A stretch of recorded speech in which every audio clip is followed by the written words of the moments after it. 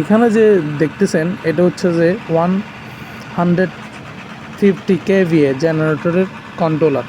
তো আমরা দেখবো একটা কন্ট্রোলারে কি দেখা যায় বা রানিং অবস্থায় কি শো করে। তো প্রথমত আমার এটাতে অটোতে চলতেছে, মানে অটো সেট করা। তো আমার এইখানে দেখা যাচ্ছে কত আওয়ার চলছে এবং আরপিএম কত এবং হার্টস কত 50 হার্টস, আরপিএম হচ্ছে যে 1500 আর 2760 ঘন্টা চলেছে টোটাল আমার এই জেনারেটরটি। আর দ্বিতীয়ত তো হচ্ছে যে এখানে দেখা যাচ্ছে সেলসিয়াস অর্থাৎ কত তাপমাত্রা আমার জেনারেটরের ইঞ্জিনের এটা দেখাচ্ছে। তারপর হচ্ছে লাইন 1, লাইন 2, লাইন 3 কারেন্ট দেখাচ্ছে, ভোল্টেজ কোনটাতে কত ভোল্টেজ আছে ওইটা শো করতেছে।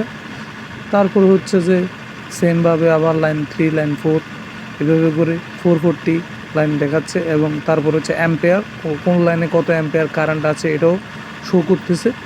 এভাবে করে সব কিছুই শো করে জেনারেটরের কন্ট্রোলারে রানিং অবস্থায়। তবে খেয়াল রাখতে হবে এখানে লাইন 1, লাইন 2, লাইন 3 অ্যাম্পেয়ার।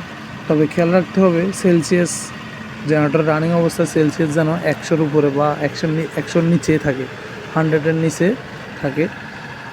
তো আর এটার জন্য অ্যাডজাস্ট ফ্যান অবশ্যই জেনারেটর রুমে অ্যাডজাস্ট ফ্যান বা কুলিং সিস্টেম ভালো থাকতে হবে, নাহলে জেনারেটর একটা মানে কি ক্ষতির সম্মুখীন হয়। তো এভাবে নতুন জিনিস শিখতে চাইলে আমার চ্যানেলটি অবশ্যই আপনারা সাবস্ক্রাইব করবেন।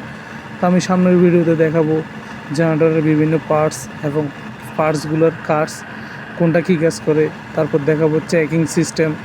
এভাবে করে আমি একটার পর একটাই ভিডিও দিব। তো আপনারা আমার চ্যানেলটি অবশ্যই সাবস্ক্রাইব করবেন। ধন্যবাদ সবাইকে।